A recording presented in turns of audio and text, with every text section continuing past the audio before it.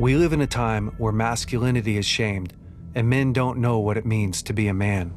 As a pastor and counselor, I've spent the better part of my life equipping and training others. My goal with this show is to translate my hard-earned experience into tools and tactics to help you become stronger as a man. This is the BraveCo podcast. I'm your host, Jason Bellet. Welcome back to the BraveCo podcast, everyone. This week, I have one of my favorite people on the planet, one of my best girlfriends on the planet, Havilah Cunnington. Havilah, thank you so much for coming on. Oh, Jay, I love you. I feel like we are siblings. Like we have grown up and done decades of life together. And I just love you and proud of you. Well, your wife is one of my best friends too. It's pretty cool. Yeah, it's been so fun. Havilah and I have known each other since pretty much since high school. I know. Yeah. And for those of you that don't know Havilah, let me just introduce her properly. So Havilah's basically Wonder Woman. She is. Yeah. So you and Ben have a nonprofit called Truth to Table, where you take people through the Bible and challenges, all kinds of really cool things. So for starters, if there are men and women out there, it's men too, yeah? Yeah, men will engage in our Bible studies, just not the, yeah, a lot, yeah. So if you're a woman out there. The women are the spiritual. Like they like to buy things, right? To prove their faith. Men don't have to buy things to prove their faith as much. And women are really looking at you going, how do I be like Havilah? That's right. You're just such an incredible superpower woman in so many areas. The Bible is one of them. So it's one of your strong suits, hearing God's voice, dreaming, believing for big things. So like a lot of women follow you because of that, right? And they're going, man, how do I believe God for more? How do I do hard things? How do I hear God's voice? Those are all titles of books too that you have. You've written 13 books, and I knew you before you should be able to and could write a book. It's true. And that's really a lot of your stories, that you've overcome all these challenges, not beauty problems, because you were gifted in that, but reading challenges and writing challenges. And are you dyslexic? Were you dyslexic? Yeah. I'm still dyslexic. Yeah, probably ADD for sure. 100%. Yeah. I have a perfect cocktail of dysfunction. Yeah. When your dysfunction's your superpower. That's your next book. Yeah. It's true. Yeah, it really is. But you started out really young, and I'm just going to speed up just a tiny bit because I'm still introducing you. So I knew you when you traveled around with your dad, Francis, who's an awesome guy, and your sister, your twin sister. And you guys would go to these different places and speak and prophesy, and your dad's just this cool guy. But that's where we really connected. And I'm going to ask you a lot of questions about that. But Havilah is just this powerful woman who lives what she preaches and teaches. She has 4 incredible sons, and a husband who's awesome. And I've just had the privilege of watching you grow, growing with you as well in ministry, loving your husband, hanging out with your kids.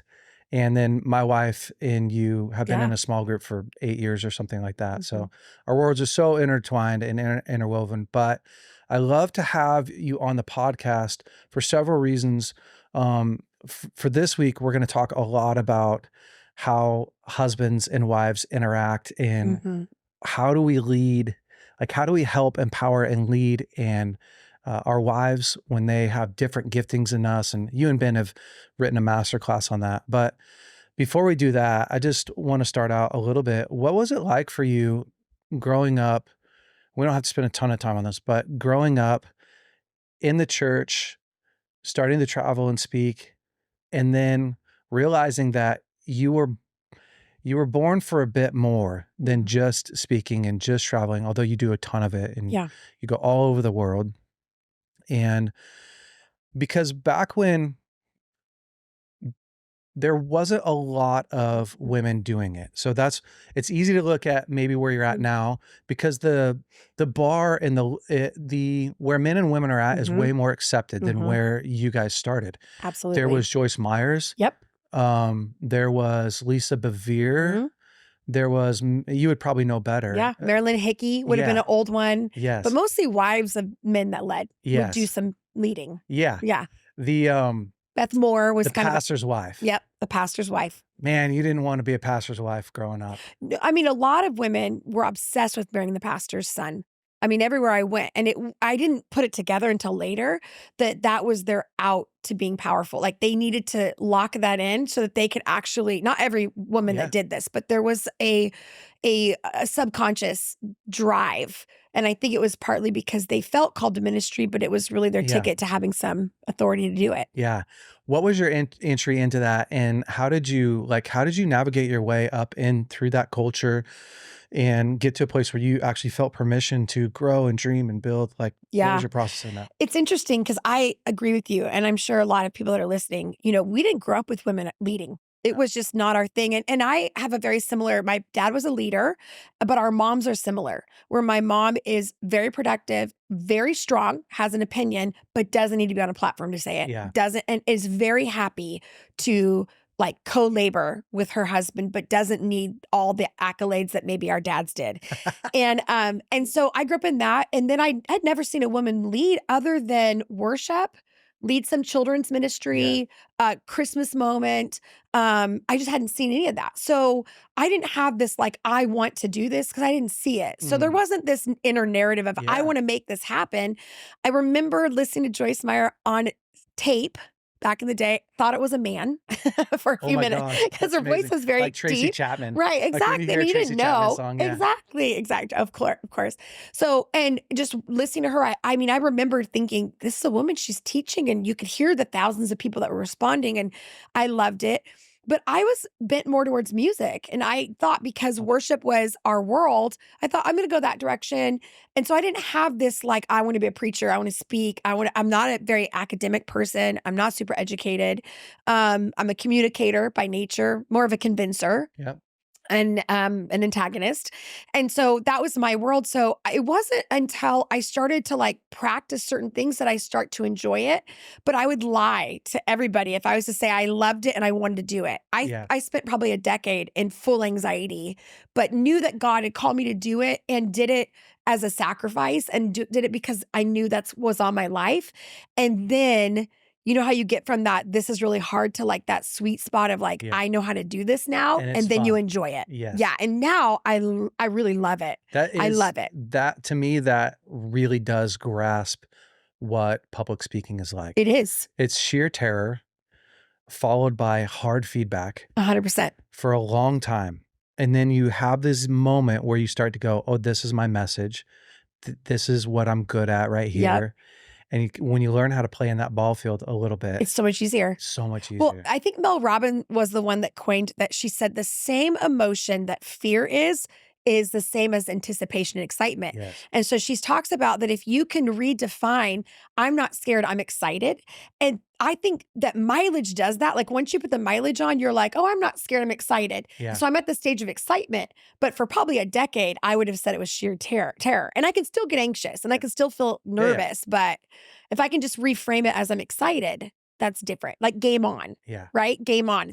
I'm up at the bat. Like I'm up at the base, home base. Like it's time to hit that ball. That feeling versus I don't want to do this. I know we don't need to talk about this for a long, long time, but there was lots and lots and lots of years of my life when I didn't know if I had a good message or not. Mm-hmm. That's the worst feeling, getting up on stage when you don't actually know if the message you're going to speak is going to be good or not. And it wasn't good. No. Like, I think, I think about us, we weren't recorded. Nobody saw us. Yeah. So, I mean, you had to like rock pile scripture and rock pile, like I had a thought yesterday. I think this sounds right. And then you throw it up there and then you'd have somebody say, hey, that was like theologically incorrect. You know, okay, I'll just fix it. But now you can go and edit anything and figure it out. So it's like speeding up our ability to like really contribute.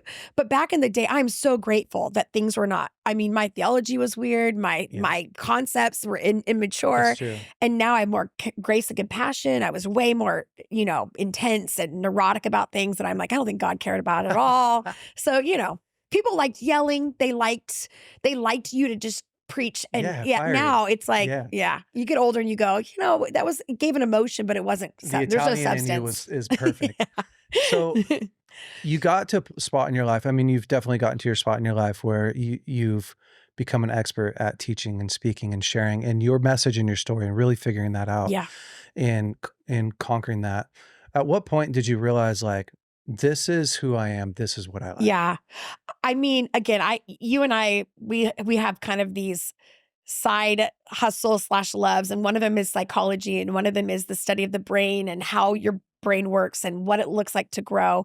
And it's that whole 10,000 hour study that was done where there was professional violinists that were studied um, in back, I want to say Germany, but there was a place where they were studied and they found that if you it's the mileage, you have to have 10,000 hours for anything. And if you take 10,000 hours, whether it's hunting, whether it's Yeah. makeup, whatever it might be, you become a world class, Yeah. right? With Expert. deliberate practice, first Yeah. thing in the morning, cycles, all the things. But so for me, I wish somebody had told me that because Yeah. I just assumed I would have this sense of I'm ready.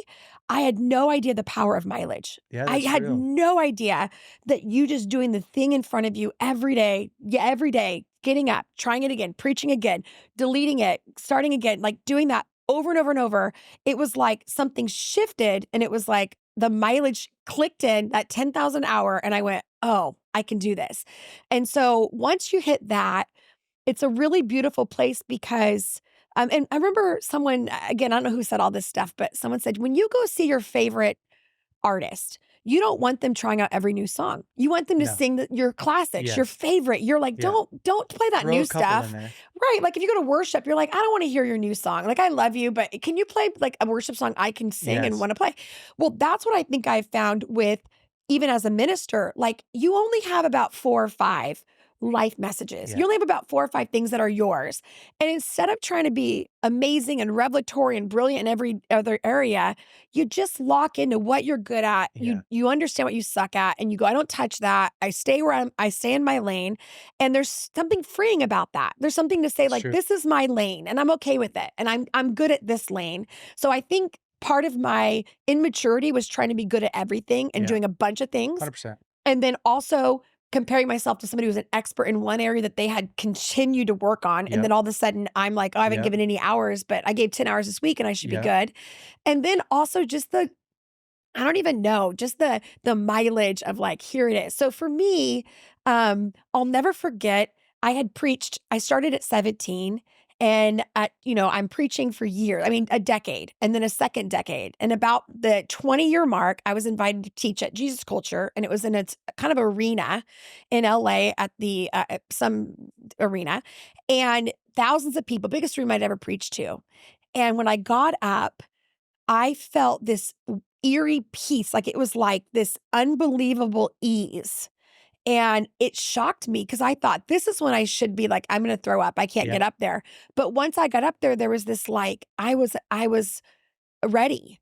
And so I think that was a moment when I went, I think I can do this. But I was shocked. And when I got off, I thought like, we're done. That's good. And then God continued to do that. But there's let me say, if there's not a battle, even at something I'm good at, if I am not sober, then I will go into muscle memory and I can really screw it up. So I try to keep myself sober, that you can't fake preparation, you can't fake heart, you can't fake vulnerability. You have to go there, you have to invest. And so I see a lot of people do a lot of things where they just go on autopilot and they don't know why they're not being effective. And it's because they're faking the work that has to be done internally and doing it. And it costs you something. I know when I look at a message and there's a story I have to share and I don't want to share that story. Yeah. And I just go, I don't want to share that story. I know because I've done it like automated, like, and and the room loves it. Yeah. But there's something when I go there that the room goes with me, but it's vulnerable and it's painful and it costs you and you're tired after, something that it's hard to explain. Those are always the best messages, right? Yes. The ones where one, it's your life message.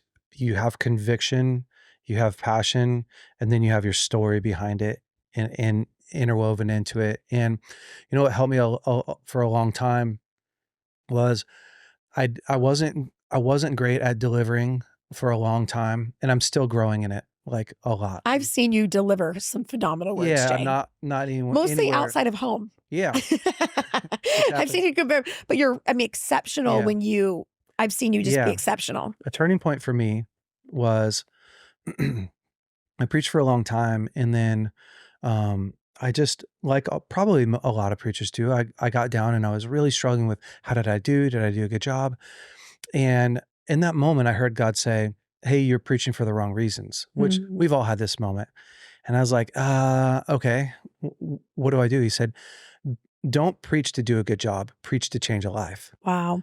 And every time you get up there, I want you to actually preach to make a difference in somebody. That's cool. So what really helped me is this is I would put on music that would inspire me before I got up. Literally rap music sometimes. Some gangster rap. Yes. Sometimes, right? Like I'd find a song Yep. that meant I something get it. to me. And I would think about the people that I was about to speak to. Those are always my best moments, always my best moments. And it's what it's actually what helped me to become a great counselor was I cared so much about the people I was helping that not finding a solution, not growing in it was unacceptable. It just became this deep passion of mine of how do I would go home, and if I couldn't help a couple or a person in a moment, I would go home and process through it until saw where I missed it. Wow. And I just did that for years and years and years. And so that's really helped me along my journey. But Yeah. anyways, I want to I want to take us to a little bit of a different spot, just in the sense that you have been on this journey for a long time and you're married. I'm married. Yeah. Happily married. Happily married. Yes. 20 years almost. Today you're happily married. Yeah. No, I'm Yeah, kidding. he's not dead, so we're happily married. And the beautiful thing about marriage is that we all have different gifts and different strengths, and it's also the challenging side of marriage. And usually we have this stereotypes in marriage, right? Where the man is the one that is leading the businesses, is leading the Yep. speaking but you guys are flip-flopped in that, in the sense that you've been the one on the forefront of the vision casting. I'm not saying for your marriage, Yeah. but definitely for Absolutely. your businesses, for the church world. That is one of your strengths. You're one of the best ideators that I know. If I'm trying to like think through how do we structure this thing or what's the best way, you're just so great at it. And that's been just this massive strength for you. A lot of married couples really, really struggle with who's the breadwinner for starters. The ego says the man has to be the breadwinner, which I have settled in my heart that Lauren is my retirement. I believe that. If there's a way that she can make more than me, yes, please. She's Lord. your retirement plan. She's I my love it. retirement plan, yeah. Absolutely. No, but this is a massive struggle inside It of is. marriage of how does a woman be powerful and how does a man help to promote her, but also does it make me less of a man Right. if my woman is the one that's like, my wife is the one that's Right. like really crushing it in the sense of the vision and the strategy and the planning and now Ben has a whole set of skills that you'll probably talk about, but how was that dynamic for you, especially early on in the relationship? Well, I would like just tell everyone who's listening, like I hated being married for the first 5 years. Like it was horrible. And I prayed and I believed and I said no to a few proposals and this was the love of my life.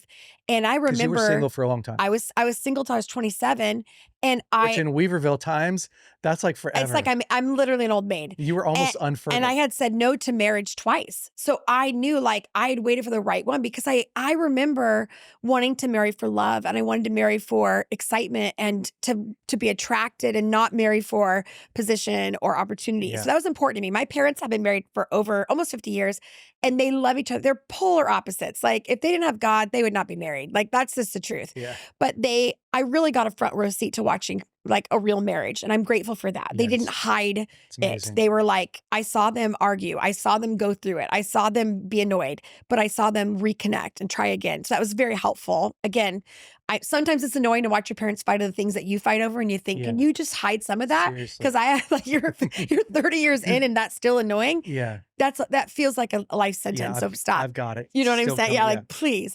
But for me, I battled, and again, a lot of the guys that are listening, if you married a woman who her dad was very good at these things. So my dad was a visionary.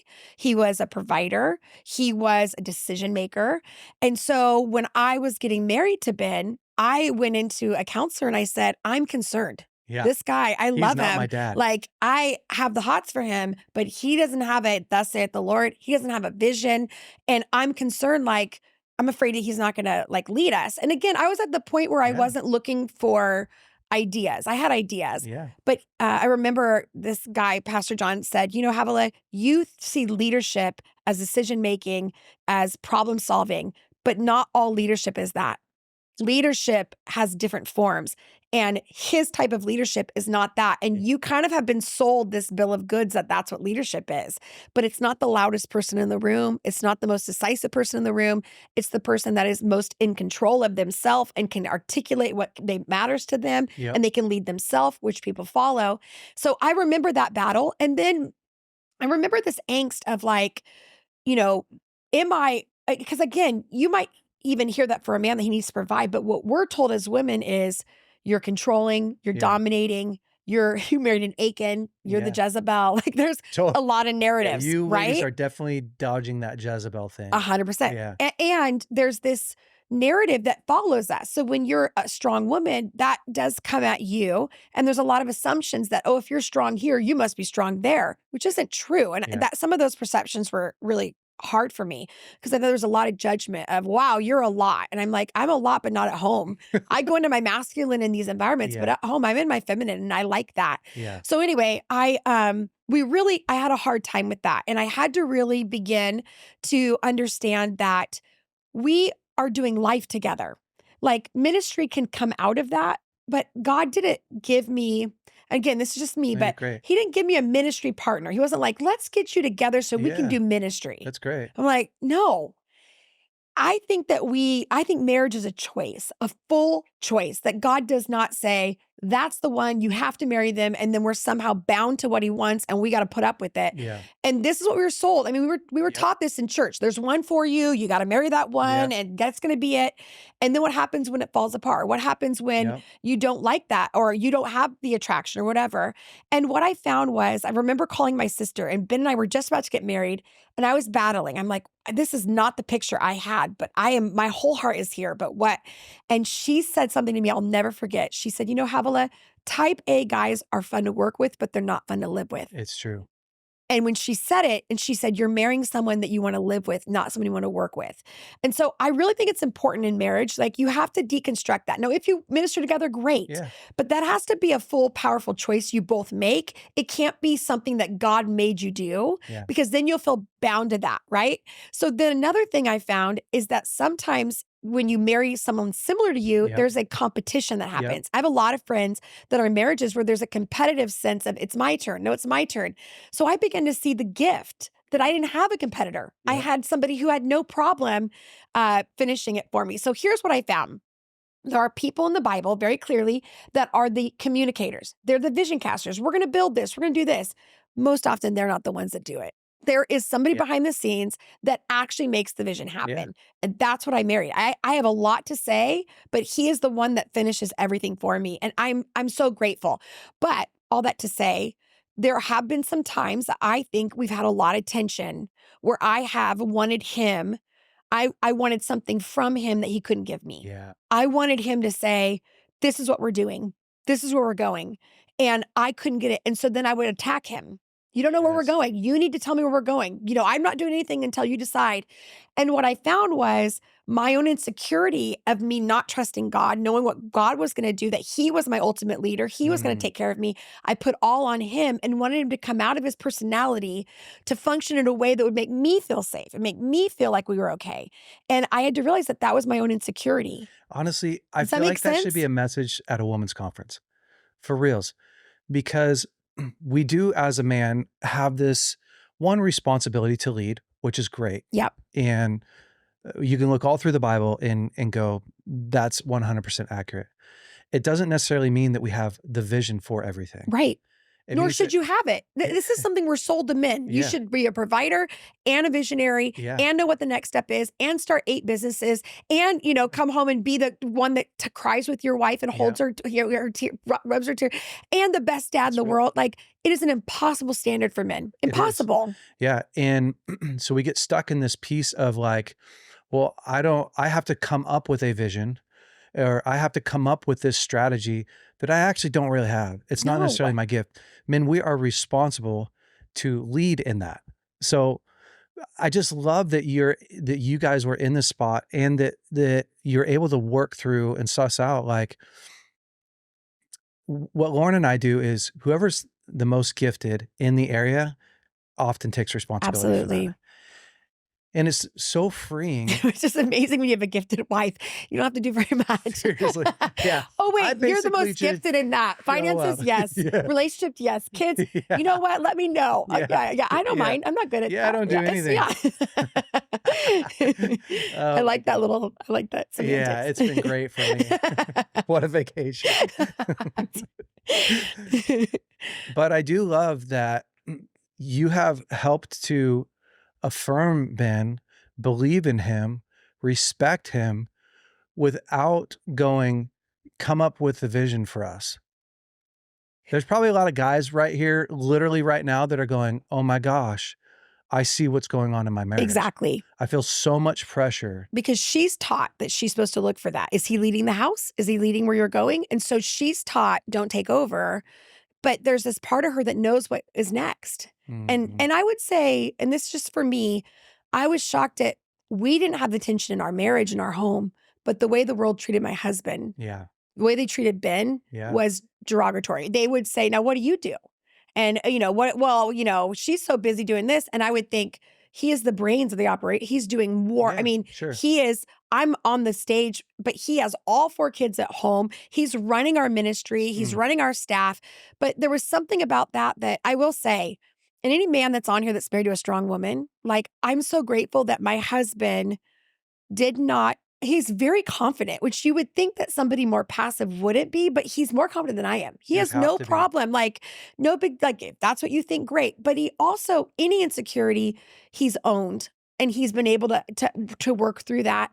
But as a wife, and all the women that are watching this, you can either make or break it. Mhm. So there's a vulnerability to your husband that says, I don't know what's next. And if you don't deal with your own fear, anxiety, Yep. you will so diminish him that you might lead in one area. But so what I found is my jokes, to make a joke of, well, he doesn't know what he's doing, or, Yeah. gosh, I wish you knew, or I'm busy, I've been working all day. Yep. Those things can be really, really painful in a marriage. And so I had to watch. It was like, we can't keep score. As painful as a man saying, oh, a woman's place is in the kitchen. Exactly. Or, wow, she lost all her baby weight. Yeah. It's that feeling of like, real. I'm not enough. Yeah. Yeah. It's real. But I mean, really, the superpower in marriage is when I can really be fully me, take ownership for what part of that costs you a lot, and we can really love and accept and grow together in that area. That's right. The fact that Ben doesn't have to be the loudest voice, doesn't have to be the visionary on all of the things, and can really go, okay, what is my role in our marriage? And right? he is that in the home. Yeah. And that's what I would say to the women, like, if you take over all the oxygen in ministry, work, kids, and he takes a step back, because men don't want to fight you. Yeah. They're not going to fight you. Like, if you get a guy that likes the peace, wants Yeah. to keep the peace, Yeah. you can provoke him, but ultimately you have to leave. He's not going to respond as fast as you. He's not going to solve the problem. Your kids are going to come in dirty clothes. They're going to look like nobody cared about Yeah, them. that's true. You have to be okay with it being okay. Yeah. And that it's not a reflection. Yeah, if you could do it all, great. But you're not the husband. You're not the dad. You need to let him have his own and stop wrapping your own identity into what he's doing. And I just see women take up so much oxygen. And then I think that another thing that I had to do was stop keeping score, because I was going to work a 10-hour, 12-hour produce, and my production was so tangible. I could say, here's a book. Totally. I went on this plane. Yeah. It was so tangible, and his wasn't as tangible. And so it just always seemed out of line. But secondly, I had to start using verbiage that united what we were doing as if we were a team. Yeah. So I started on the road. I would go, babe, tonight, 100 people came to Christ. Look what God did through us. Look what, and I would It's brilliant. celebrate what we were doing. And I think Yeah. that's really important that we go, I couldn't have done it without you. I'm so grateful that we got to do this. Yeah. You have to intentionally affirm. And what we think as women, and it's not, we think if we affirm that they're not going to be better, they're not going to do more. And what we forget is that when we affirm, it actually elevates what we want more of. 100%. And so I think that's really important. I think one of the hardest parts for me, just in total honesty, was when I felt like I had to be in my masculine and then he came looking for a wife and a woman. And I would be like, I don't feel sexy. I don't feel connected to you. Like I'm in my masculine over here and I'm hustling. And now you want me to be a woman. Yeah. And I had to realize it wasn't his job to get me in my feminine, that I had to set that up. So I would do unique things like on the road, and all of our working women that are listening to this or whatever. Yeah, it's great. I would watch romantic movies on the way home, because I wanted to get in my feminine. I wanted to be reminded. I would realize that when I was home, I wouldn't take a shower. I always look like I didn't care. And then on the road, I'm dressed up and I look nice. So I would actually go, ready? I know you don't speak today. You're not on something podcast, but this is about, you're his wife and you have to still show up. And so I really did things deliberately that I would do the work. So when I met him, I wasn't at a 0. I was at a 6 or a 7. Yeah. And then, and then text messages. So even text messages, I would ask him, babe, send me some romantic text messages while I'm on the road, because it just puts me back into romance and life. And so husbands, it's very easy to do. We think it, and this is what I did. Again, these are all my secrets.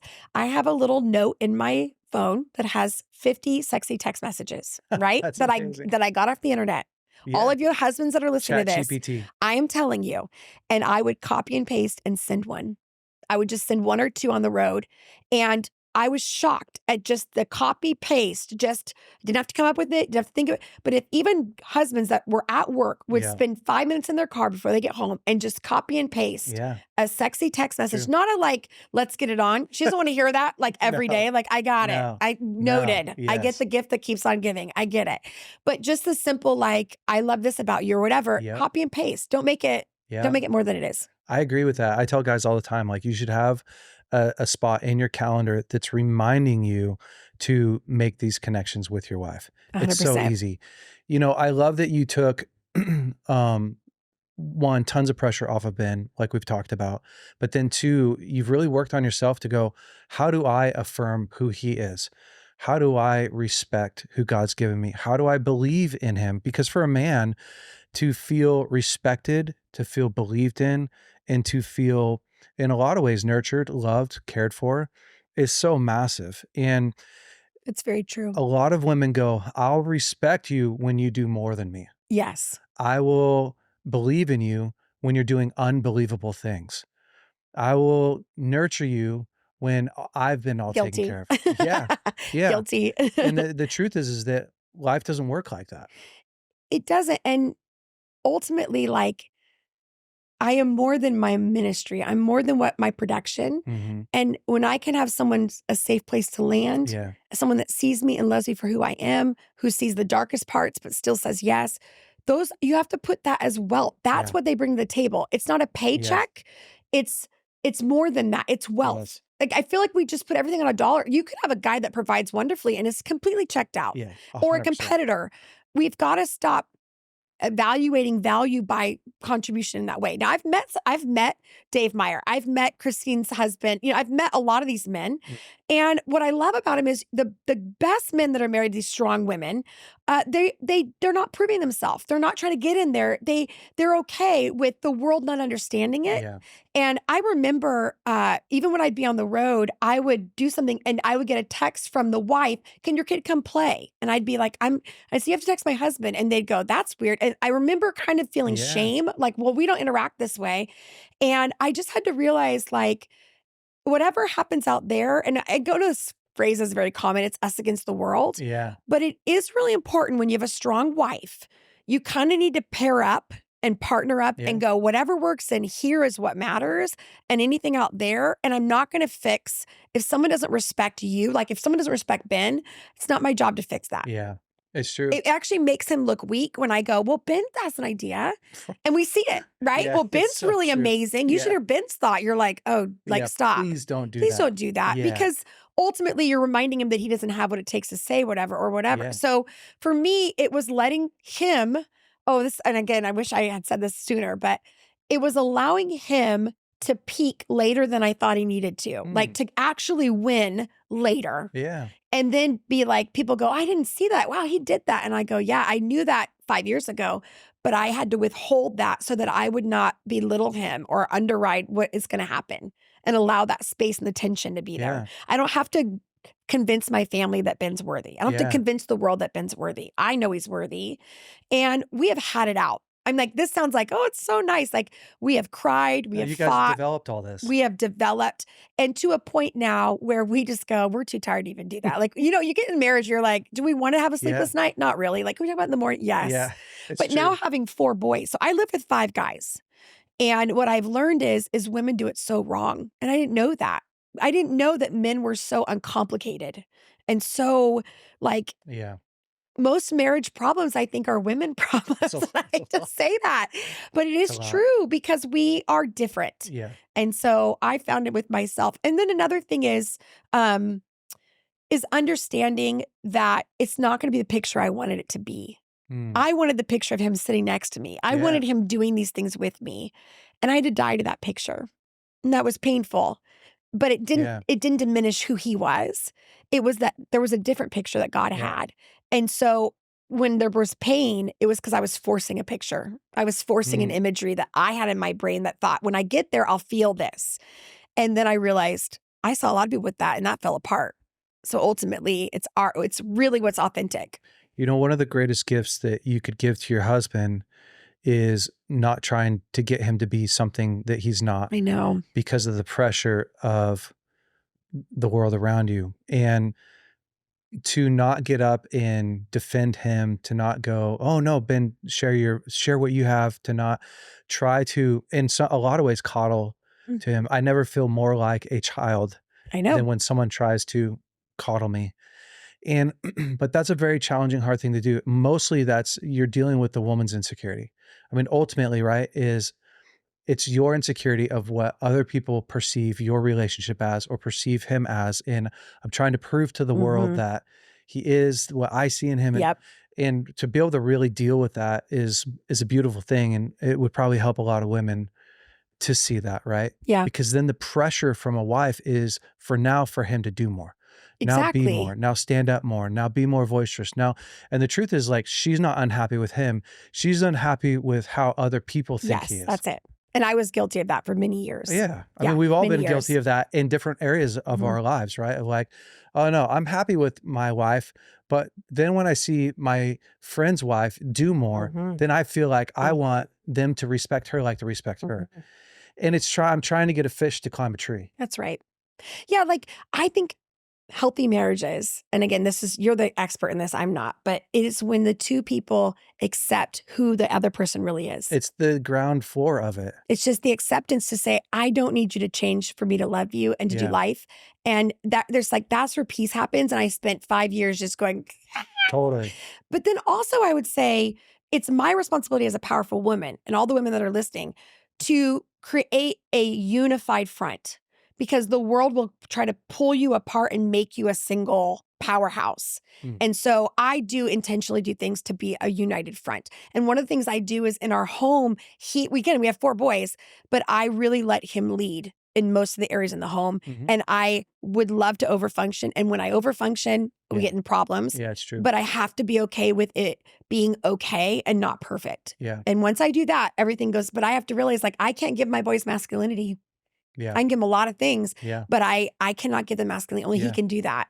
So it's this withholding. It's a really weird, because women want to over nurture and overproduce and overfunction, and it's an innate nature. Yeah. And so to say, I'm not actually being irresponsible, I'm not actually hurting my boys or whatever, I just have to let him function. And I think for Ben, again, he might have more to say, probably a He lot would have more, a lot to say. but you pick, I always say the marriage you have dies. Like, I've had 5 marriages. Do Totally. you know what I'm saying? Like, that marriage I had on my wedding day is Yep. not there. Like, Yeah. whatever that was, Yep. that's gone. You're in version 2, Oh, version yeah, 3, version multiple 5. versions. Yep. And so it's okay that that version dies and to start something different. So that's another thing that's really helped me is to not try to get back to the first version, Yeah. but to say we're in a new version, and that's Yeah. okay. Yeah.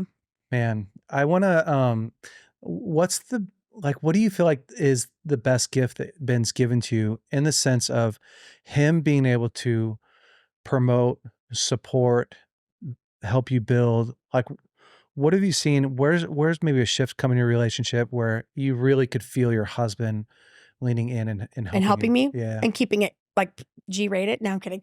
I think, one of the things is he celebrates my success. Yeah.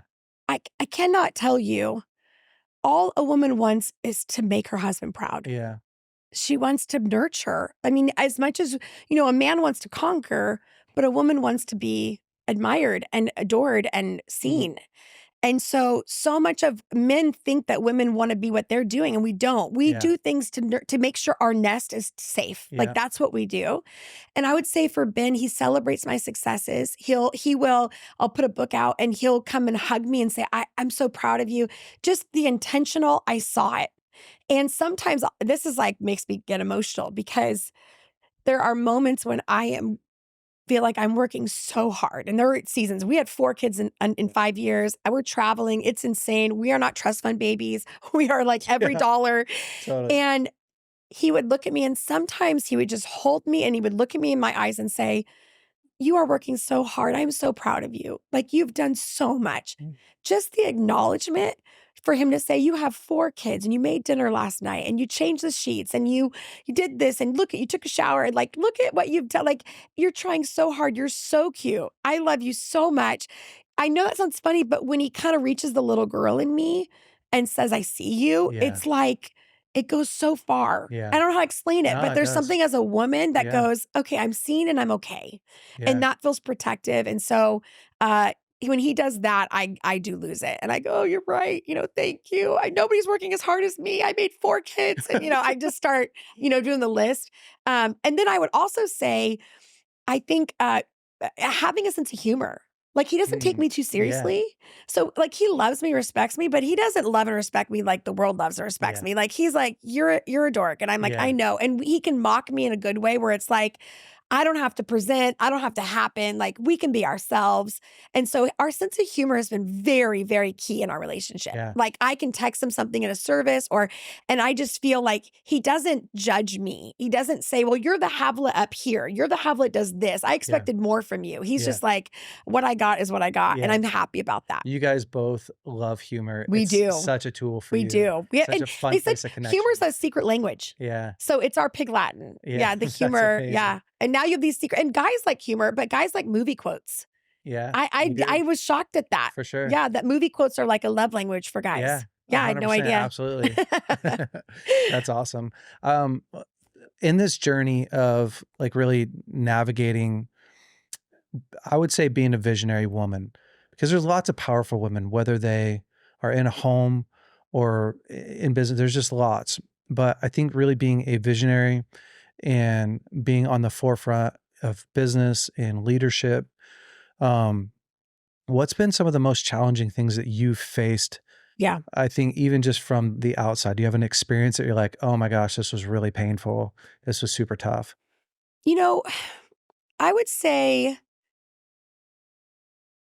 it's very interesting. I remember when I had our 4 littles and I would go to a meeting and it went over. And that meant that I was going to miss dinner and I had to Yep. go home and change kids and nurse kids and all Yep. that. And I remember talking to my therapist and she said, "Don't ever expect anyone to apologize for keeping you late. Hmm. It's not their responsibility." Like, Yeah. she's like, "You need to go in there and say, 'I've got a hard stop at 5. If you see me, grab my stuff, but you need to take up space. Stop Yep. acting like these men and women are controlling your life as Yep. a strong person.'" So that was It's helpful, but amazing. it was very helpful because I thought she was going to defend me. Like, "Oh yeah, they Yeah. should be doing that. That's wrong. You should." And she was like, "Why are you staying?" I was like, because I'm a church kid and that's what we do." Yeah. But I would say one of the things I has been really hard for me is watching women sacrifice everything, Mm. their marriage, their Yeah. It's kids true. for the sake of ministry. And it ticks me off Yeah. because I'm a church kid and I was friends with the kids that were their parents are ministers. Right. And I knew the neglect and the abandonment that happened with ministers' kids Yeah. and even spouses. Yeah. And so there's this part of me that I look at these new minister females and I just go, there's no future. Like, be very vigilant. Understand that God won't raise your kids for you. Yes. It's true. And there's this, I feel like it's not a healthy theology that says I'm just supposed to give it all and God will take care of it. And I go, no, your congregation are your babies. Like, that's, and you're not gonna do it perfectly at all. Like, I'm still like, oh Lord, help me. Yeah. But there is something about that has been very difficult because there are things I've said no to be at home, to be with my kids, and never got invited back.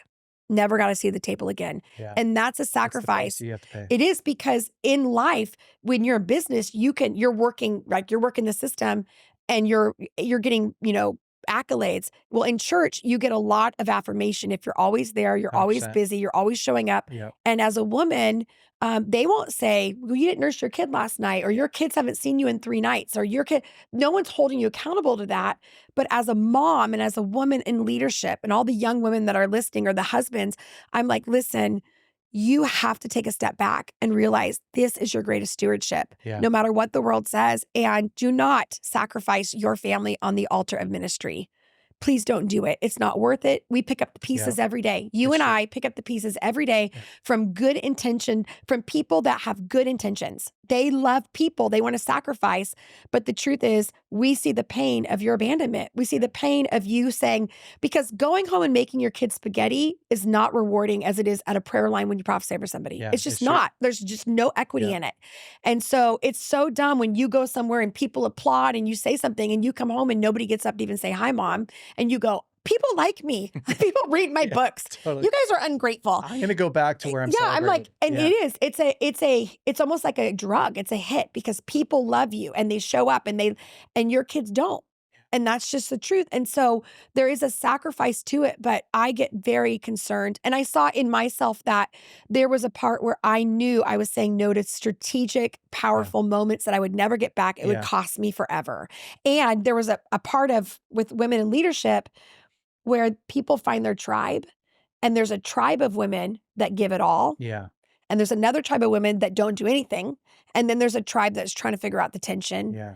And the hard part is that they want to own, everyone wants to own it or demonize the other.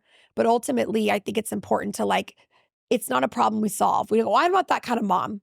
I'm like, no, it's a tension that we manage. Yeah. Like my parenting there's a tension I manage all the time. Yeah. So I would say that's been difficult because I know that people see as, oh, she wasn't there, or she slipped out early, and in my minister brain, I go, yeah, I wish I could do everything and be at all things, but I got to go home and put my kid to bed. Yeah. And that was worth it to me, and that will cost me. Yeah.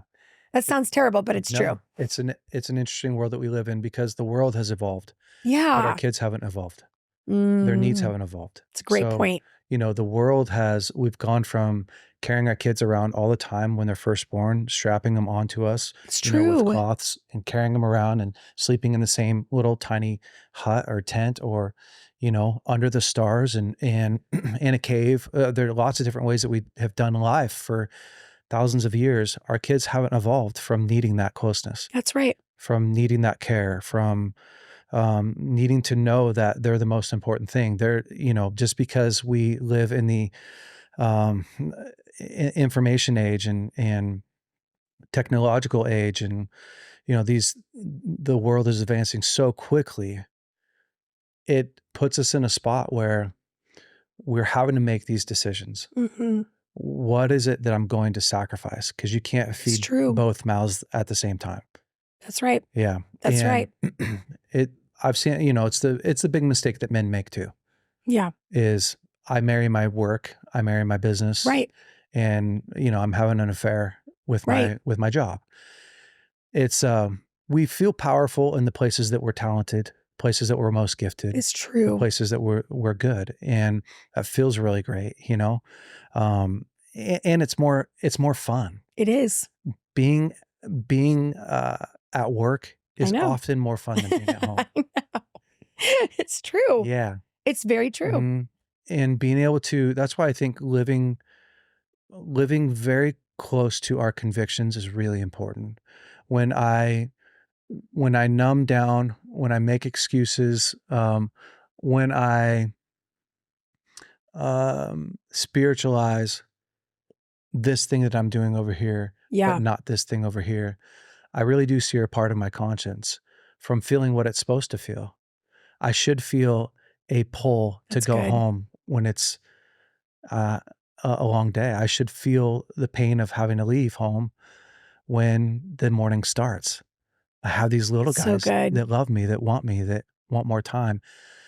Not shutting that off, not numbing my heart to the pain that I feel, the longing, the desire to be in their everyday little tiny life That's good. and love them is so incredibly important. Gosh, that's so profound, Jay. Yeah, That's such a great way to say that. It is, you can shut it off. I can shut off as a 100%. minister, and yet I live with that tension. So, I've gotten a lot of grief for the last flight out, first flight home, Yeah, don't do girls' nights, just everything I can squeeze out of the yeah, 24 hours that I'm away from them so I can be present. That was a sacrifice. yeah, Most people I knew got nannies and didn't do any of it. yeah, And so the sacrifice of that, but again, it is painful to keep your heart on. yeah. Well, you won't respect yourself if you do things to get everyone to respect you. And I think that the highest, probably the highest value that I have for me is I want to be able to respect me. It's true. The That's hardest time in true. my life was when I started to realize, oh, I'm in this deep depression because I don't actually respect me. I don't like the choices I'm making. And so I just so love and respect what you've done and who you are and the path that you've blazed. And, for women all over the place, but even for men, I think somebody who's really incredible at their craft opens a door for everybody, not just one gender. So And you've cool. done a really great job at that.